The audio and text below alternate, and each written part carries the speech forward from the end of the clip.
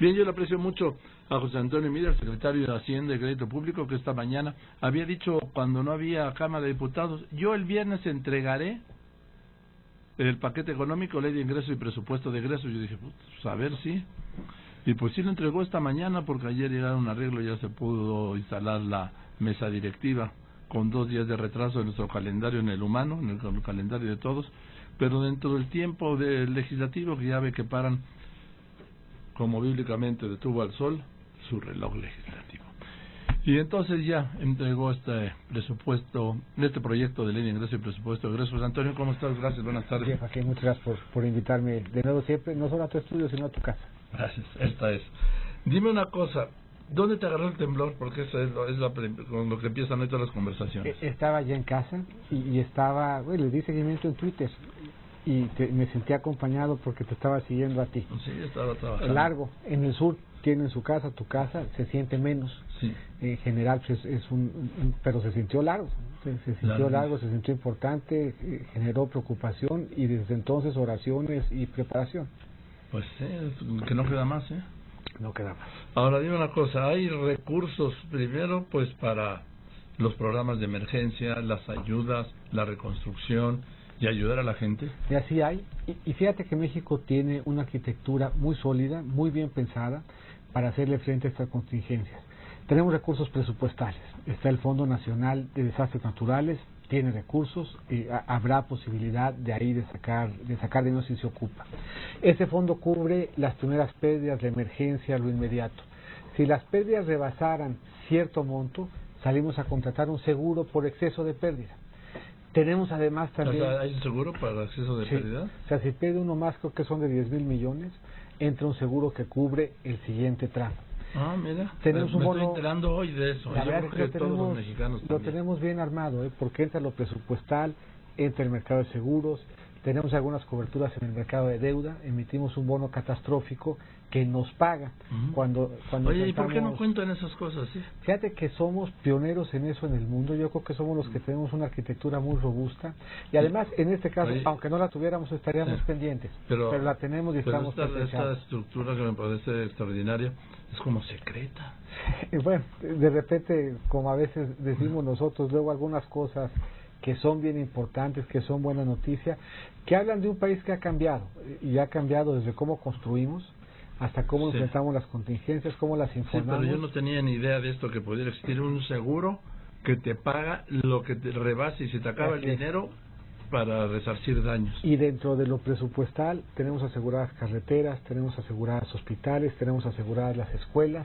Entonces es un marco bastante bien armado. ¿Del bono de desastre? Es un bono catastrófico y que de hecho ya lo cobramos una vez, lo cobramos, tú te has de acordar, cuando Patricia estaba dentro de los parámetros de ese bono, y lo más probable es que ese también lo esté. Entonces estamos pertrechados, estamos listos, pero voy a insistir, aun si no lo estuviéramos, tendríamos que hacer los ajustes para acompañar a quien hoy ocupa a un gobierno federal cercano. El presidente Peña Nieto estuvo pendiente desde la madrugada. Anoche fue al Senapred, ¿sí? Hablamos recién y nos dijo también que estuviéramos pendientes y atentos. Más allá de que tenemos una buena arquitectura y que tenemos los recursos para acompañar y para hacernos presentes, el presidente nos pidió que estuviéramos alerta para lo que se ocupara. Bien, este es el tema de la coyuntura, ¿no? De la urgencia, de la emergencia. El otro es del calendario.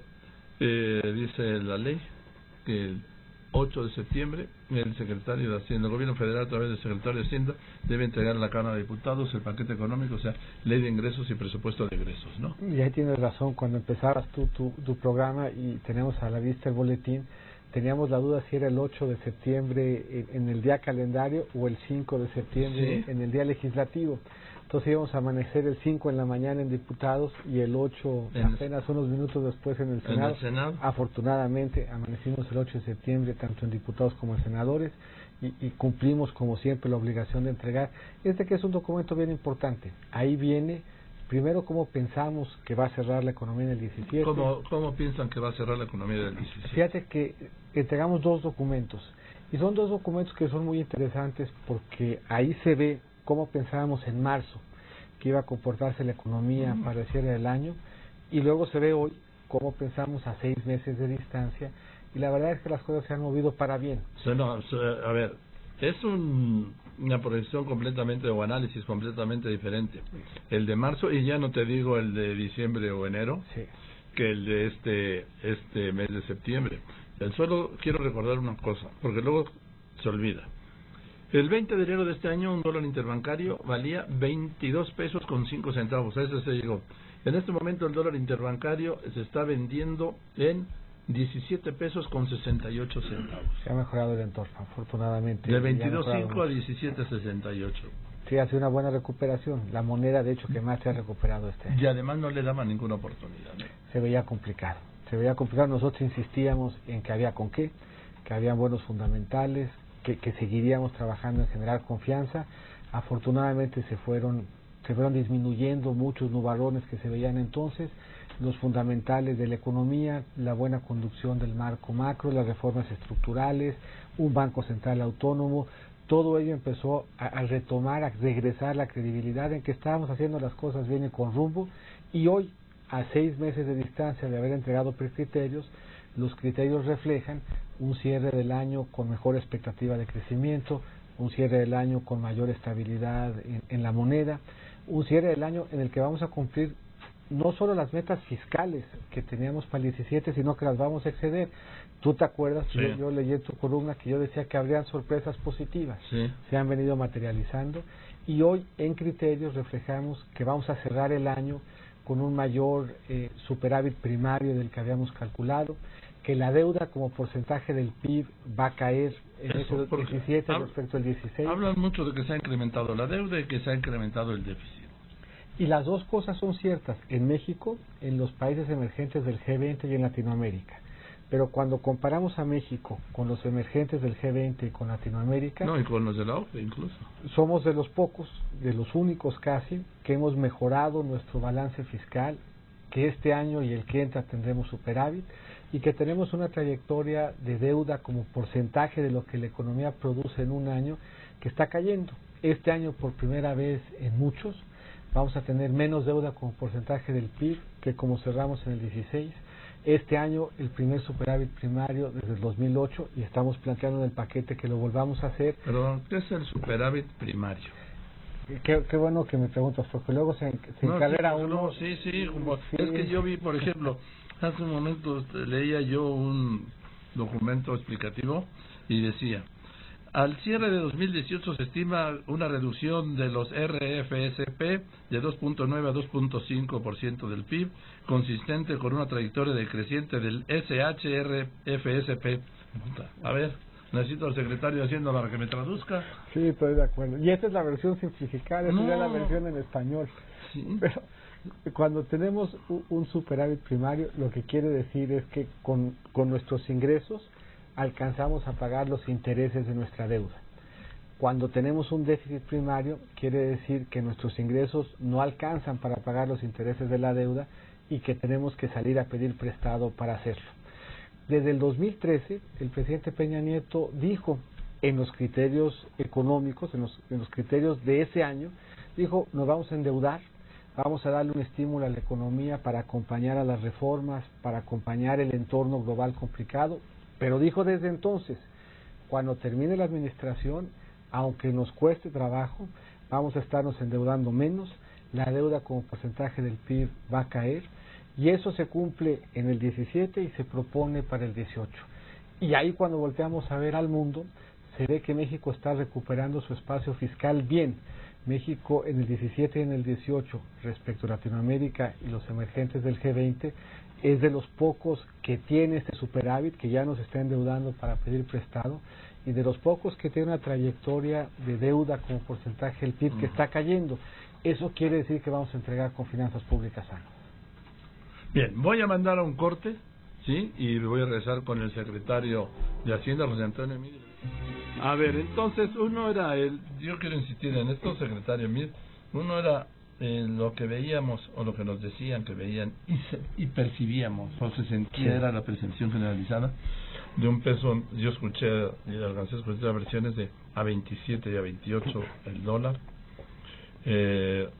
pues el fin del mundo, ¿no? El desplome de las exportaciones, del empleo y la crisis para México. Y la verdad es que lo que hoy vemos es una economía y que todo crece. por el factor Trump, quiero decir, sí. El petróleo primero, el factor Trump después, y la combinación de las dos para nosotros bien difícil, bien complicada, implica un arranque del año probablemente el más complicado que hayamos visto en mucho tiempo. Pero al cabo de las pocas semanas y meses, vemos una economía que crece de manera muy balanceada, hay exportaciones, hay mercado interno, los diferentes sectores todos aportan, vemos en términos generales un mejor desempeño del tipo de cambio, que también nos ha ayudado, que también ha dado certeza, un mejor acceso a los mercados, y eso nos permite... Un precio del petróleo que está por encima del referencial entre 4 y 5 dólares. 42 lo teníamos para este año, pensamos que va a ser 43 en promedio, para el año que entra pensamos que puede ser de 46.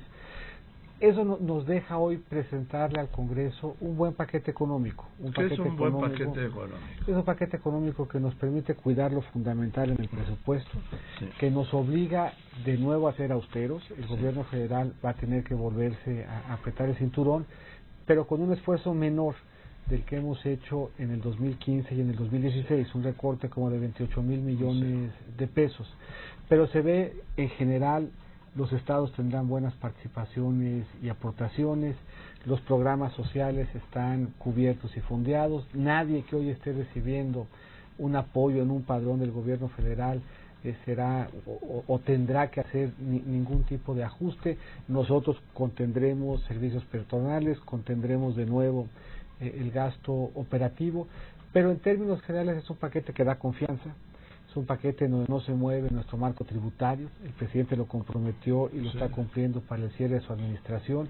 O sea, que no compromete el marco tributario, yo lo traduzco que no va a subir impuestos. Es correcto, es una buena traducción al español. Sí, o sea, siempre ayuda a que vengamos acá al programa para que por eso cuidemos cómo redactar los boletines. No, porque luego aquí veo, perdón que te interrumpa, obviamente va a tener una respuesta o yo no, porque no me dan las cuentas.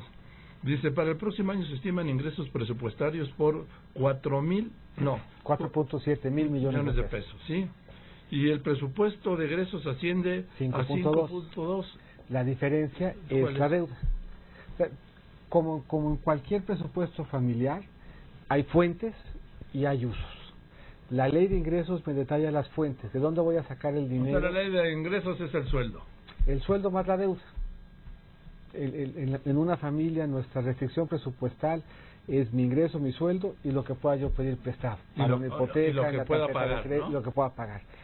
¿Qué es lo que estamos planteando para este año? 4.7 millones de pesos de ingresos y 466 mil más o menos millones de pesos de deuda, y eso me da 5.2 mil millones de pesos, que es mi techo de gasto. Eso es lo que puedo yo gastar. Esos 466 mil millones es el menor nivel de endeudamiento en un año que hemos tenido desde el 2013. El año pasado pedimos un poco más, pedimos 2.9 del PIB, el año que entra vamos a pedir 2.5% del PIB. Con eso completamos el ciclo que le hemos denominado de consolidación fiscal, que implica que vayamos pidiendo prestado algo que en el tiempo podamos sostener y que implique que lo que históricamente debemos como porcentaje del PIB vaya cayendo. Entonces mi techo son estos 5.2 mil millones de pesos. ¿Para qué lo voy a usar? ¿Qué va a crecer y en dónde tenemos que hacer esfuerzos el año que entra?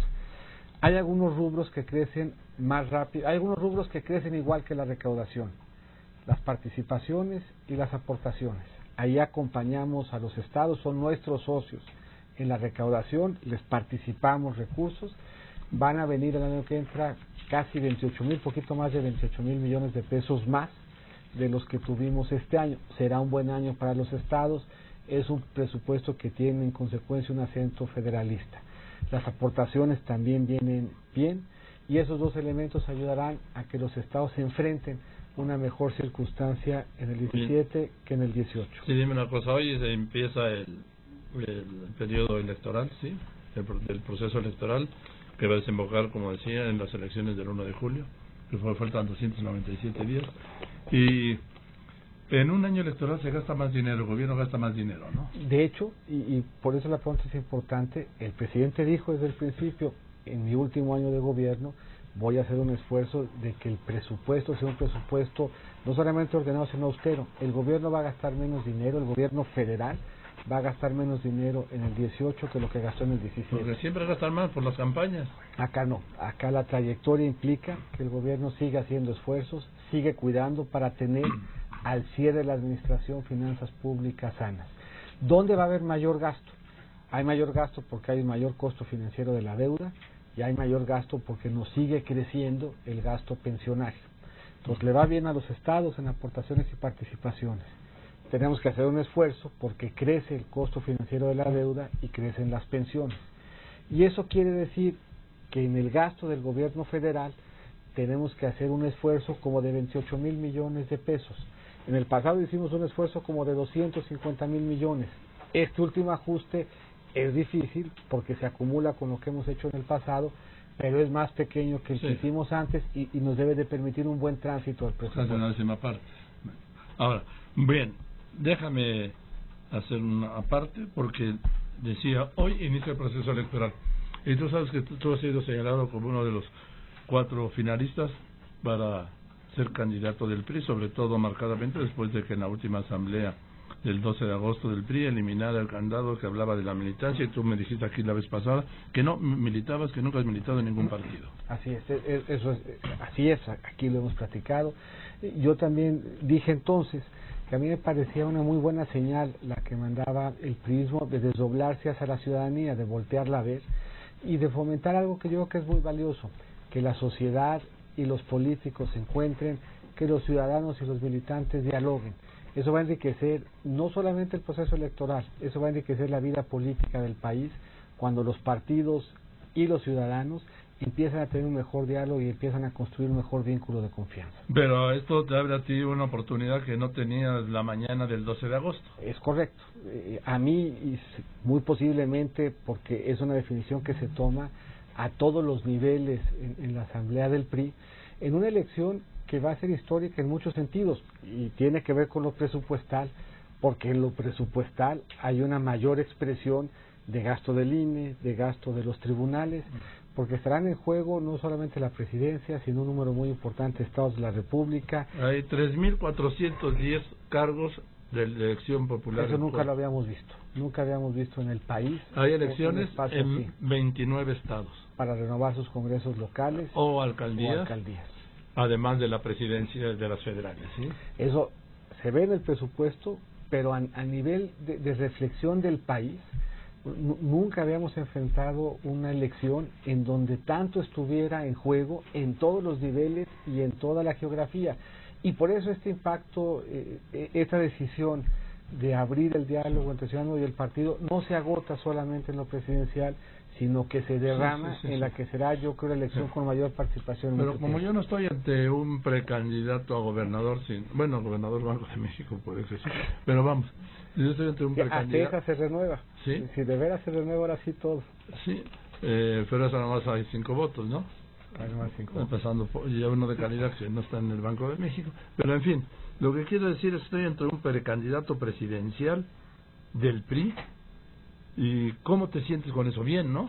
Mira, siempre, uno es servidor público, uno tiene esa vocación. ¿Tú pensaste alguna vez de niño ser presidente? Mira, yo tenía mucha ilusión, lo hemos platicado, cuando yo estaba en la prepa, mi papá era director general de promoción fiscal en la Secretaría de Hacienda, le reportaba a la subsecretaría del ramo, y a mí me parecía en mi universo que esa subsecretaría era importante, que era relevante, y pensé cuando empecé a estudiar economía que si yo tenía mucho éxito, ese es el espacio que me subsecretario subsecretario de Hacienda. Así es. Y crédito. Lo ocupé, lo agradezco, fue una gran oportunidad. De entonces para acá, todo lo demás que me ha sucedido, las oportunidades que por generosidad se me han brindado y a las que yo espero haber comprometido, no era algo que yo nunca hubiese visto en mi entorno de posibilidades, en mi entorno de desarrollo. Pero si pensaste ser presidente, ¿lo soñaste o no? ¿Tu meta era ser subsecretario de Hacienda? Lo sueña cualquiera que tenga vocación, pero mi meta, lo que yo pensaba que estaba a mi alcance era eso. Bueno, pero ahora lo sueñas. Lo sueño yo, lo sueñan muchos, pero déjame regresar porque es cierto, yo creo los dos calendarios que hoy coexisten, el electoral hoy empieza y el electoral implica todavía definiciones. que van desde el método hasta las reglas, hasta las alianzas, y hasta ese momento pues empezará a definirse, yo creo, cada quien en lo particular. Sí, pero tú... Y mientras van los otros tiempos que tenemos que cuidar también. Pero tú estás puesto. Yo estoy ahí, yo estoy en ese espacio de diálogo. Sí, a ver. Así hablamos, así es como el boletín. Voy a leer otra vez el boletín. El SHBCP. Se estima la reducción del RSF de 2.9 a 2.5% del PIB, consistente con una trayectoria decreciente del SHRFCP. Te pregunto. En ese lenguaje estamos en esa trayectoria de consolidación. ¿Estás puesto para ser candidato? Mira, hoy, y lo digo con seriedad porque es bien importante, estoy puesto para conducir el trabajo alrededor del paquete económico que hoy me toca. Que no es ninguna novedad para ti, porque ¿cuántos años lo has hecho? Pues mira, se hacían burlas de chico porque yo decía que me podía ir de vacaciones hasta que se aprobara la ley de ingresos. Bueno. Entonces directamente y a tras mano, a través de mi papá, literalmente desde la infancia. Bien, entonces, ¿estás puesto para ser candidato presidencial? De nuevo, yo creo, Joaquín, todavía hay que esperar un poco para... Pero en tu ánimo, ¿estás dispuesto para hacerlo? En mi ánimo, yo siempre he estado dispuesto y confiado de que si se me dan oportunidades, pondré lo mejor de mí para sacarlas adelante. Pero hoy, puesto y concentrado en hacer un buen trabajo. A ver, lo voy a poner como tú lo dices. Si se te ofrece a ti la candidatura del PRI a la presidencia de la República, ¿la aceptarás? Yo creo que hay que esperar, Joaquín. Hay que esperar. No, pero si la aceptarás, es como le preguntas a un cardenal que entra al cónclave si le y contestan igual, porque tú has estado, casi has sido miembro tú de los cónclaves. Contestan igual, es cierto. Entonces, pero aquí no sea el Espíritu Santo. Yo me alineo a lo que dicen los cardenales y que sea lo que Dios dice. Bien, pues gracias, Pepe. Muchas gracias por venir. Es el secretario de Hacienda, José Antonio Mil, secretario de Hacienda y Crédito Público, que presentó el paquete económico, proyecto de ley de ingresos y presupuesto de ingresos al Congreso para el año que viene. Tiene que estar listo. Ley de ingresos.